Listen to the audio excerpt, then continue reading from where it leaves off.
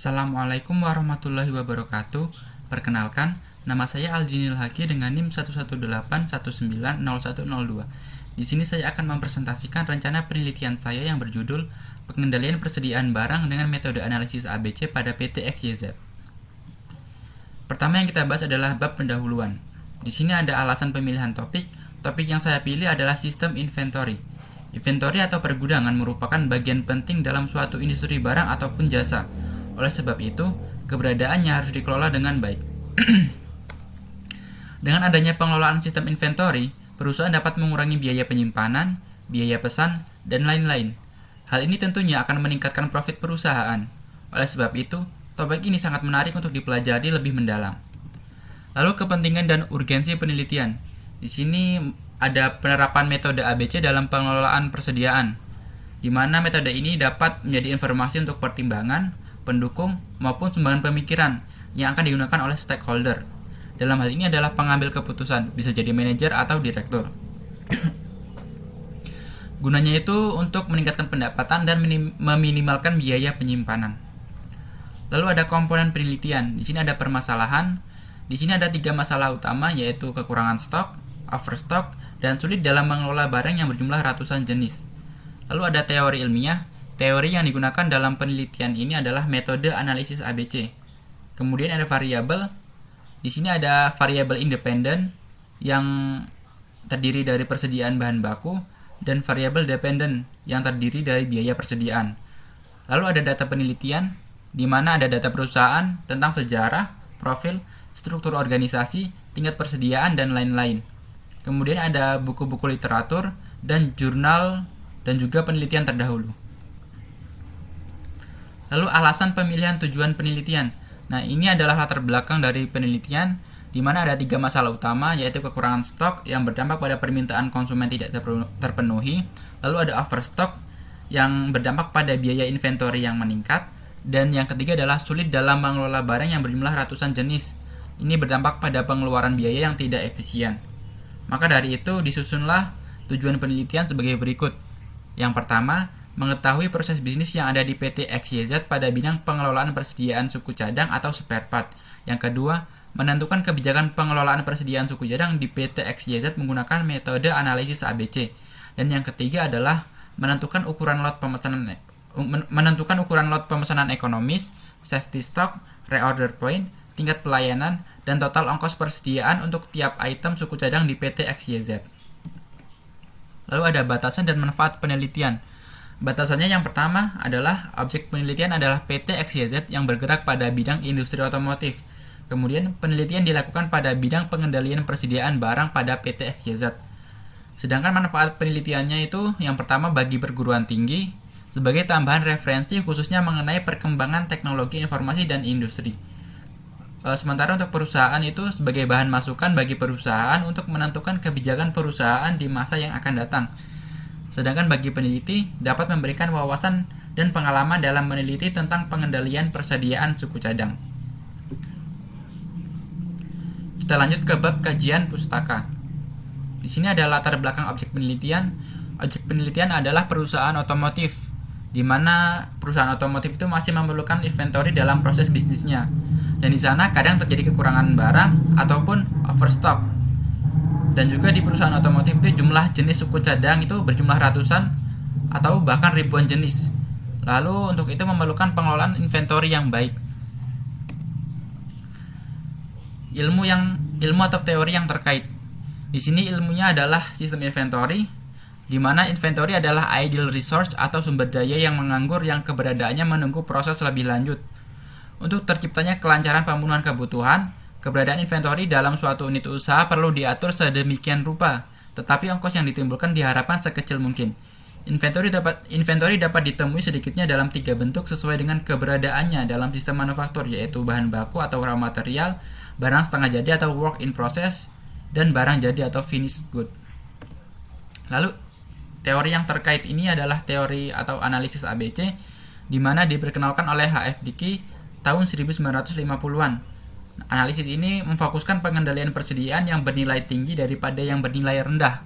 Dalam analisis ABC, kategori barang dibagi menjadi 3, yaitu kategori A yang menyerap dana sekitar 80% dengan 20% kuantitas jenis barang. Lalu ada kategori B yang menyerap dana sekitar 15% dengan 30% kuantitas jenis barang. Dan yang terakhir adalah kategori C yang menyerap dana sekitar 5% dengan 50% kuantitas jenis barang. Ini adalah penelitian yang terkait.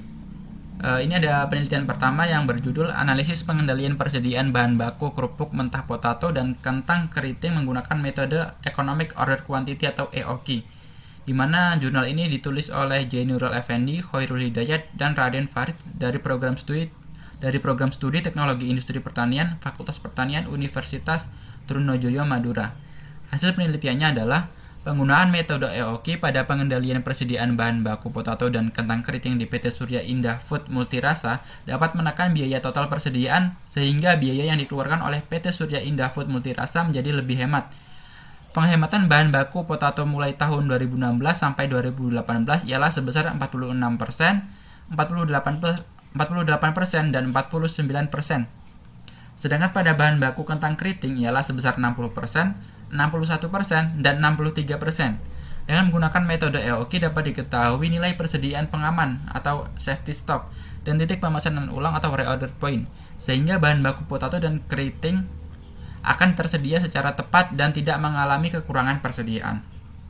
Lalu ada penelitian yang kedua yang berjudul Pengendalian Persediaan Bahan Baku pada PT Aceh Rubber Industries Kabupaten Aceh Tamiang, yang ditulis oleh Dewi Rosa Indah, Linda Purwasi, dan Zenita Maulida dari Fakultas Ekonomi Program Studi Manajemen Universitas Samudra dan Sekolah Tinggi Ilmu Ekonomi Sabang atau STIES Banda Aceh tahun 2017. Hasil penelitiannya adalah diketahui bahwa jumlah pembelian bahan baku optimal menurut kebijakan perusahaan adalah sebanyak 113.631 kg, sedangkan menurut metode EOQ adalah sebanyak 346.588 kg. Frekuensi pembelian karet optimal menurut kebijakan perusahaan adalah 48 kali dalam setahun, sedangkan berdasarkan metode EOQ adalah sebanyak 16 kali.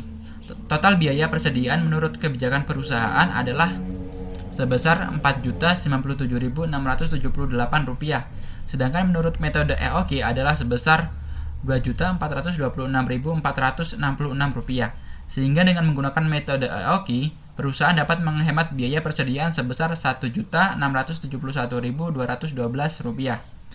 Persediaan pengaman menurut kebijakan perusahaan tidak ada, sedangkan menurut perhitungan metode EOQ adalah sebanyak 200.693 kg. Titik pemesanan kembali menurut kebijakan perusahaan tidak ada, sedangkan menurut perhitungan metode EOQ adalah sebanyak 323.067 kg.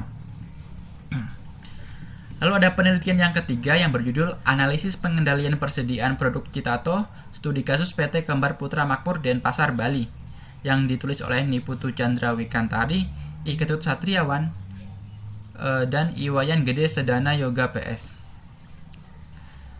Dari Teknologi Industri Pertanian, Fakultas Teknologi Pertanian, Universitas Udayana, Kampus Bukit Jimbaran, Badung tahun 2018.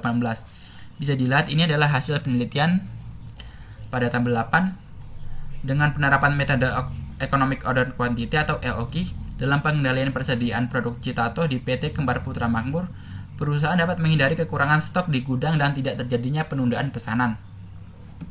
Lalu ada penelitian keempat yang berjudul Analisis Pengendalian Inventory dengan Klasifikasi ABC dan EOQ pada PT Nissan Motor Distributor Indonesia, yang ditulis oleh Darvial Guslan dan Ibrahim Saputra dari Program Studi Logistik Bisnis Politeknik Indonesia tahun 2020. Hasil penelitiannya yang pertama adalah biaya pembelian perusahaan. Berdasarkan perhitungan biaya pembelian perusahaan, dapat diketahui bahwa total biaya pembelian perusahaan dalam periode 1 tahun adalah sebesar Rp10.116.698.500. Kemudian yang kedua adalah biaya pemesanan perusahaan. Berdasarkan perhitungan biaya pemesanan, maka dapat diketahui besarnya total biaya pemesanan perusahaan adalah sebesar Rp1.213.999.999.020. Kemudian yang ketiga adalah biaya penyimpanan perusahaan. Berdasarkan perhitungan biaya penyimpanan perusahaan, maka dapat diketahui bahwa biaya penyimpanan perusahaan adalah sebesar Rp263.418.875 setelah dilakukan perhitungan biaya penyimpanan. Maka selanjutnya adalah memasukkan total biaya. Rumus total cost persediaan sebagai berikut, yaitu TC sama dengan S plus P plus O, yang didapat hasil sebesar Rp11.594.076.355. Lalu ada penelitian yang kelima yang berjudul Optimasi Persediaan Bahan Baku dengan Analisis ABC dan Periodic Review PT XYZ. Jurnal ini ditulis oleh Muhammad Nazil Fikram dari Program Studi Teknik Industri Universitas Indraprasta PGRI Jakarta tahun 2019. Hasil penelitiannya adalah dari hasil pengolahan data diperoleh kesimpulan nilai interval waktu antar pemesanan yang efektif untuk melakukan pembelian bahan baku, di mana diperoleh hasil terbesar selama 18 hari dan yang terkecil selama 9 hari. Untuk nilai maksimum pembelian bahan baku dengan hasil terbesar 20.592,53 kg dan terkecil 2.192,39. Dengan demikian, pengendalian persediaan dengan metode periodic review dapat menurunkan biaya pesan sebesar 14,16% dibandingkan dengan pembelian yang dilakukan PT XYZ. Lalu ada perbedaan dari penelitian sebelumnya. Penelitian sebelumnya itu berfokus pada mengelompokkan barang berdasarkan penyerapan modal atau harga pokok penjualan. Sedangkan penelitian saat ini itu berfokus pada mengelompokkan barang berdasarkan tingkat perputaran barang dan diikuti oleh metode inventory multi-item atau metode P dan Q untuk menentukan kebijakan persediaan perusahaan. Lalu yang ketiga adalah bab metodologi. Di sini ada instrumen penelitian yaitu wawancara yang terkait data dan informasi perusahaan, lalu ada observasi yang terkait data penelitian dan kondisi di lapangan. Kemudian metode pengumpulan data. Yang pertama adalah sumber data primer. Sumber data primer merupakan sumber data yang diambil peneliti secara langsung dari sumbernya tanpa melalui perantara.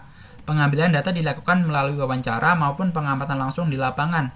Data primer yang dikumpulkan dalam penelitian ini adalah sistem kerja perusahaan, data suku cadang terjual, data harga pokok penjualan atau HPP, biaya pemesanan suku cadang, biaya penyimpanan suku cadang, dan waktu ancang-ancang atau lead time. Di sini ada observasi yang merupakan aktivitas penelitian yang bertujuan untuk mengumpulkan data sesuai dengan masalah penelitian melalui proses pengamatan merupakan pengertian dari observasi. Observasi dilakukan di tempat yang menjadi pelaksanaan penelitian yaitu perusahaan otomotif. Lalu ada wawancara. Salah satu metode pengumpulan data dalam penelitian adalah wawancara yang dilakukan melalui kontak atau interaksi sosial antara pengumpul data atau pewawancara dengan sumber data atau informan. Dalam wawancara, memiliki asumsi bahwa informan adalah sumber data yang paling mengetahui mengenai variabel yang akan diteliti, dan pewawancara akan memberikan pertanyaan-pertanyaan kepada sumber data atau informan. Lalu ada metode pengumpulan data. Yang kedua, yaitu sumber data sekunder. Sumber data sekunder merupakan sumber data tidak langsung yang berguna memberikan tambahan serta penguatan terhadap penelitian. Di sini dilakukan pengumpulan data melalui dokumentasi. Dokumentasi adalah suatu cara yang digunakan untuk memperoleh data dan informasi yang dapat mendukung penelitian. Metode pengumpulan data secara dokumentasi digunakan untuk melengkapi data dalam penelitian. Lalu yang kedua ada studi pustaka. Kegiatan studi kepustakaan sendiri merupakan penelusuran dari kegiatan studi kepustakaan sendiri merupakan penelusuran dan penelaah literatur. Yang dicari dalam studi kepustakaan adalah sumber data sekunder yang mendukung penelitian dengan menggunakan bahan-bahan dokumentasi baik berupa majalah, buku, maupun arsip-arsip lainnya yang berhubungan dengan penelitian. Tujuan penggunaan studi pustaka adalah untuk mengetahui relevansi dengan data-data yang diperoleh. Kemudian metode analisis dalam penelitian.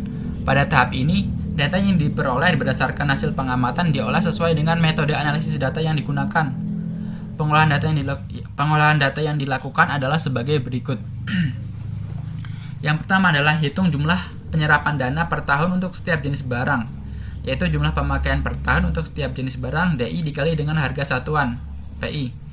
Lalu yang kedua adalah hitung total jumlah dana yang diserap untuk semua jenis barang. Yang ketiga, setiap jenis barang dihitung berdasarkan persentase penyerapan dana. Yang keempat, hitung persentase setiap jenis item dengan rumus LI sama dengan 1/N kali 100%, dengan N adalah kuantitas jenis barang. Lalu yang kelima adalah urutkan persentase penyerapan dana dari yang terbesar hingga yang terkecil. Yang keenam, berdasarkan urutan yang diperoleh pada langkah 5, hitung nilai kumulatif persentase penyerapan dana dan nilai kumulatif persentase jenis barang. Ketujuh, dengan menggunakan nilai persentase jenis item sebagai sumbu ordinat dan persentase penyerapan dana sebagai sumbu absis, gambarkan diagram Pareto pada diagram Kartesian. Dan yang terakhir, berdasarkan prinsip Pareto, tentukan kategorisasi barang. Nah, di sini kategorisasi barang dibagi menjadi 3, yaitu kategori A yang menyerap dana sekitar 80% dengan 20% kuantitas jenis barang. Lalu ada kategori B yang menyerap dana sekitar 15% dengan 30% kuantitas jenis barang. Lalu kategori C yang menyerap dana sekitar 5% dengan 50% kuantitas jenis barang. Lalu ada alur proses penelitian, di mana yang pertama itu penentuan objek penelitian, yaitu PT XYZ yang merupakan perusahaan otomotif. Lalu dilakukan studi literatur yang diambil dari buku sistem inventory dan jurnal tentang pengendalian perusahaan. Lalu perumusan masalah. Setelah perumusan masalah, yaitu penetapan tujuan penelitian. Setelah itu dilakukan pengumpulan data yang dilakukan melalui observasi dan wawancara untuk data primer dan dokumentasi dan studi pustaka untuk pengumpulan data sekunder. Dilanjutkan dengan di sini ada data primer yang terdiri dari sistem kerja perusahaan, data barang terjual, data harga pokok penjualan atau HPP, biaya pemesanan, biaya penyimpanan, dan waktu ancang-ancang atau lead time. Sedangkan data sekundernya adalah dokumentasi dan bukti penelitian. Nah, setelah dilakukan pengumpulan data, maka pengolahan data dilakukan. Setelah pengolahan data, maka analisis dan pembahasan. Setelah itu ditarik kesimpulan dan saran. Nah, selanjutnya adalah pengambilan keputusan penelitian. Di sini adalah tabel contoh dari hasil analisis ABC, di mana kategori A itu berjumlah 92 jenis suku cadang, kategori B berjumlah 206 jenis suku cadang, dan kategori C berjumlah 379 jenis suku cadang.